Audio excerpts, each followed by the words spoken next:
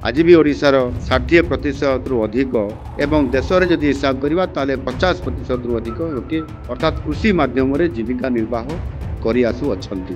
तेणु मोदीजी सरकार 2014 मसीहार कृषक मानकर अद्भुतपूर्व कल्याणकारी योजना गुड़िक विशेष करी कृषि क्षेत्र में यह से प्रणयन कर आसुअछंती, जहाँफल आज कृषक समाज सर्वांगीन उन्नति आज संभव होइछि एवं सेमानंकर मध्य आयरे वृद्धि हेबारे ये प्रक्रियाकरण आरंभ होइछि। मुख्यतः धान सहित प्राय अन्यान्य फसल एमएसपी 2014 मसीहा तुलन में 2 गुणा होइछि। अर्थात 2014 मसीह एमएसपी मिनिमम सपोर्ट प्राइस बा सर्वनिम्न सहायक मूल्य जहाँ थिला 2014 मसीह यदि आज आम हिसाब करवा ताहले 2 गुणित आम सरकार आसिला परे हेई पारिछि।